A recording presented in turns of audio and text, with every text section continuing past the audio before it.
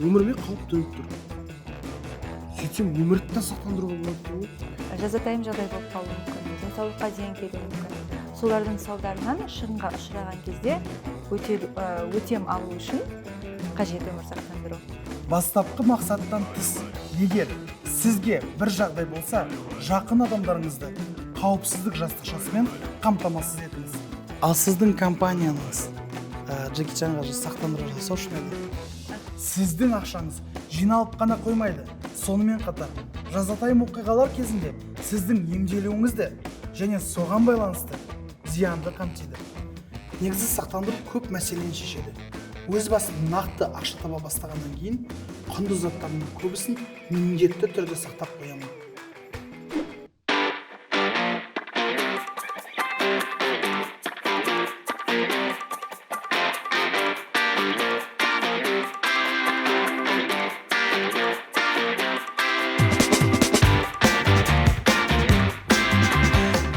Жақында өте қызық кино көрдім.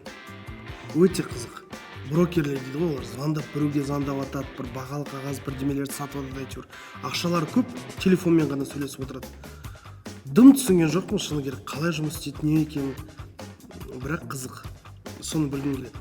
Енді телефонмен звондап, ақшаға тапқым келеді.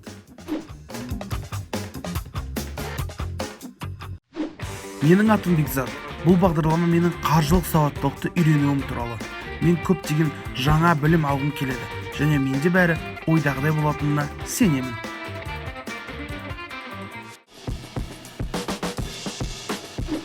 Біріншіден, жалпы қор нарығы дегеніміз не? Қор нарығы бұл бағалы қағаздар сатылатын нарық. Яғни акциялар, облигациялар және тағы да басқа пайлар сатылатын нарық. Қор нарығы екі түрге бөлінеді. Бірінші ұйымдастырылмаған, яғни биржадан тыс нарық. Екінші ұйымдастырылған биржалық нарық. Осы нарықтарда сіз бағалы қағаздармен мәміле жасай аласыз. Биржалық нарықта, яғни биржада мәміле жасау үшін бұның бәрін Қазақстан қор биржасы басқа ұйымдармен бірлестікте жасайды. Биржада бағалы қағаздармен мәміле жасау үшін сатушы мен сатып алушы бірін-бірі білуі, немесе келісім шарттарға қол қоюдың қажеті жоқ. Сондықтан мәміле бірнеше секундта жасалады. Тағы бір қызықтыратын сұрақ, биржа қалай ұйымдастырылады? Биржа дегеніміз бағалы қағаздардың сауда-саттығын ұйымдастырушы болып табылады. Бүгінгі таңда Қазақстан қор биржасы бірнеше нарықтарда қызмет көрсетеді. Ол бағалы қағаздар нарығында, шетелдік валюта нарығында, ақша және деривативтер нарығында. Биржада кәсіби қатысушылар қызмет көрсетеді. Олар банктер, брокерлік компаниялар, инвестициялық компаниялар. Биржада мәлімелер бір жерде, яғни сауда-саттық алаңында жасалады.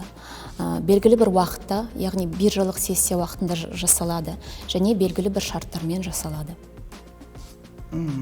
Қор биржасы дегеніміз жалпы алғанда бұл бағалы қағаздар нарығы.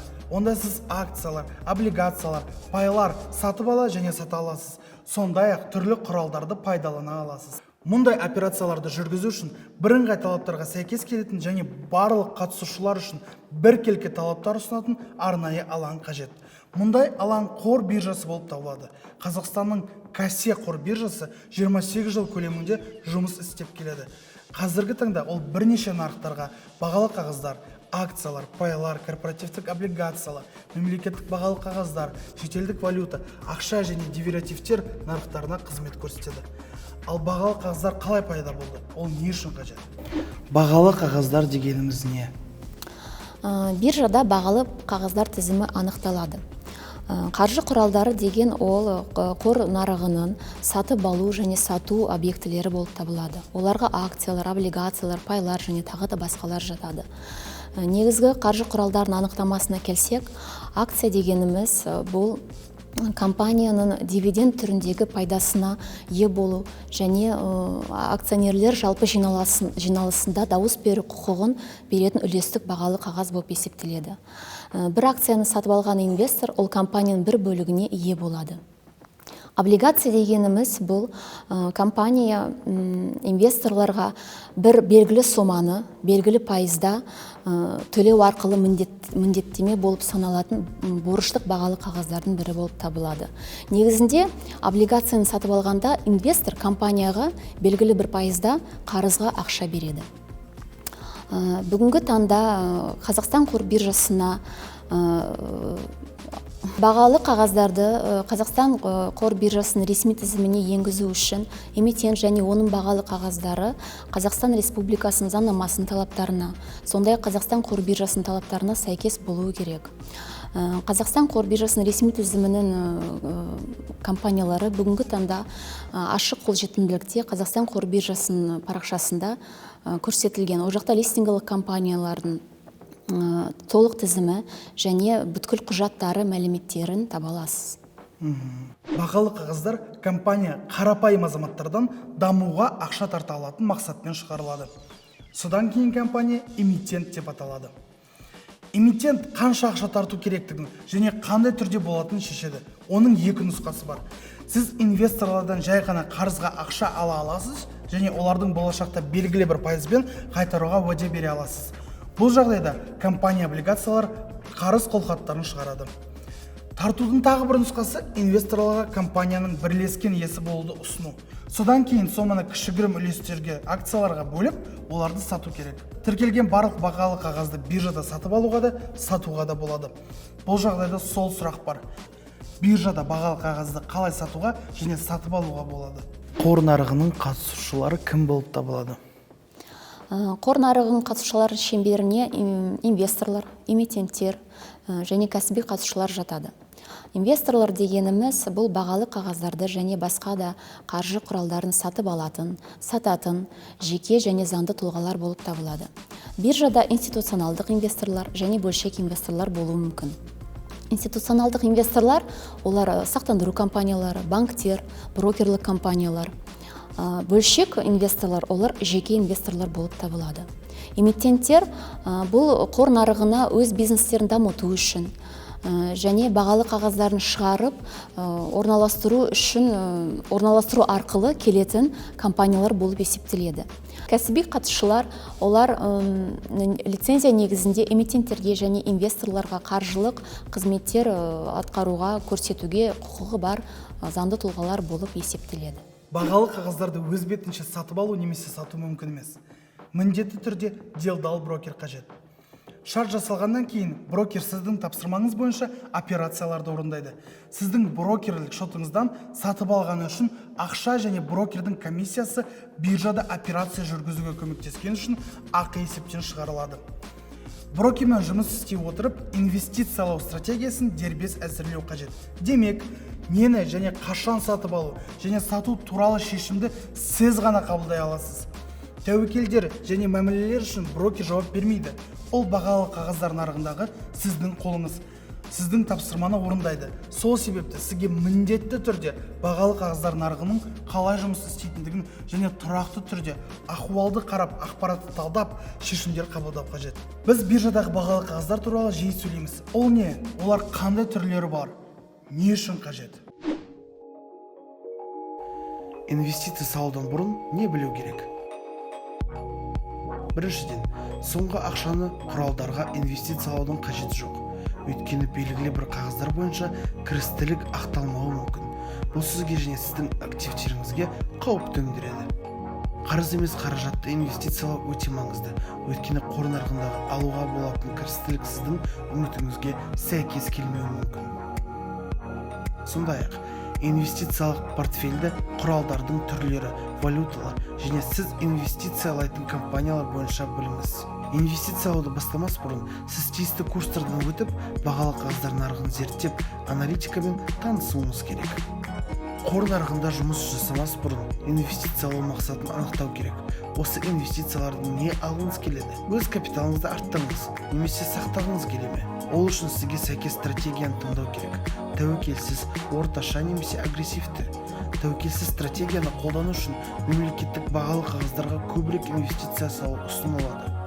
Қалыпты стратегия үшін ірі компаниялардың акциялары мен облигацияларының портфель жинау керек.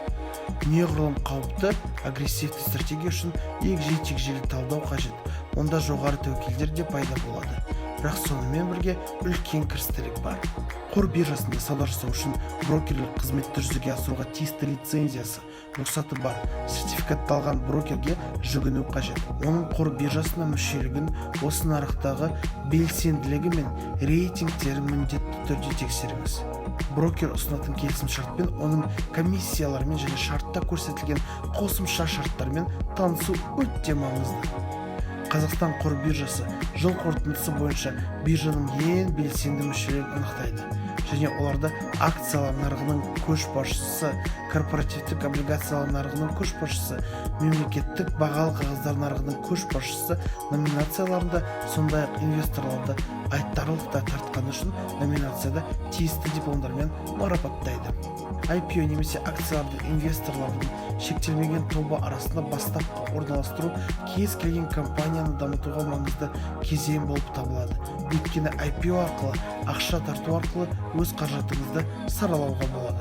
IPO компанияны капиталдандыруға, оны қаржыландыруға, қосымша қаражат алуға, корпоративтік басқару сапасы жақсартуға, стратегиялық серіктес табуға тікелей мүмкіндік береді. IPO жүргізу үшін компания тиісті дайындық жұмыстарын жүргізетін қаржы кеңесшісіне жүгінуі керек. Кейіннен осы бағалы қағаздарды сатып алуға қатысатын кез келген жеке тұлға стандартты рәсімде брокерлік компанияға жүгіне алады және осы IPO-ға қатыса алады. Табыстылық қаржы құралдарын таңдауға тікелей байланысты екенін түсіну қажет. Кірістілігі бойынша неғұрлым тұрақты мемлекеттік бағалы қағаздар болып табылады. Корпоративтік эмитенттердің бағалы қағаздарының табыстылығы жоғары, бірақ тәуекелдер де артады. Есіңізде болсын, табыстылық неғұрлым жоғары болса, соғұрлым тәуекелдер ықтимал. Соңғы ақшаңызды бағалы қағаздар нарығына салмаңыз. Алдымен өзіңізге сенімді қор дайындап алыңыз.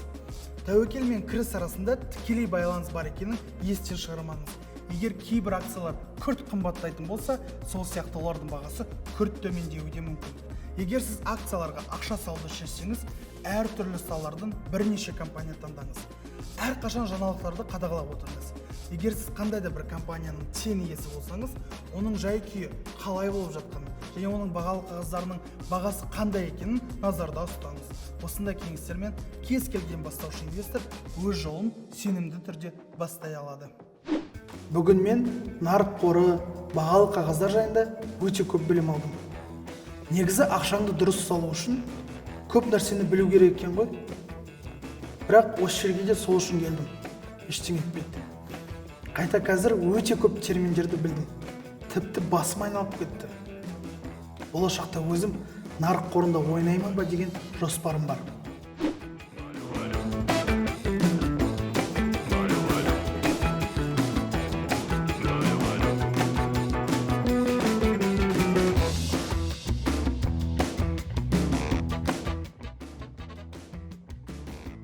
Жақында бір кісімен таныстым, брокермін дейді. Номерімді бердім, енді карточканы сатып алдым бағалы қағаздарды деп ойладым. Сөйтсем ақшамды ала береді. Жалған брокерді шынайы брокерден ажыратуға бір талай факторлар бар. Соларға сіз назар аударғаныңыз дұрыс. Талаптарын мұқият зерделеу, сондай-ақ брокердің ішкі қағидаларымен танысу қажет. Ал жалған брокерлік компанияны қалай анықтауға болады? Брокерлермен шарт жасаспас бұрын нені білу қажет? Алаяқтардың құрбанына айналмау үшін не істеу керек? Егер компания Қазақстан Республикасының аумағында тіркелген болса, мен осының алдындағы айтқандағыдай, Қазақстан Республикасының қаржы нарығын реттеу және дамыту агенттігі солай лицензияны беруі тиіс. Брокерлер дегеніміз лицензияны алатын қызмет түрі. Сондықтан алаяқтардың құрбанына айналмау үшін бірінші кезекте онда уәкілетті органның лицензиясының бар екендігіне көз жеткізу қажет. Айдар мырза, ал шетелдік брокерлерді, шетелдік брокерлік компанияларды кім реттейді? Осылайша брокерлік компанияны таңдау үшін алдымен оның сенімділігін, брокерлік компанияның қызмет көрсету шарттары мен тарифтерін зерттеу қажет.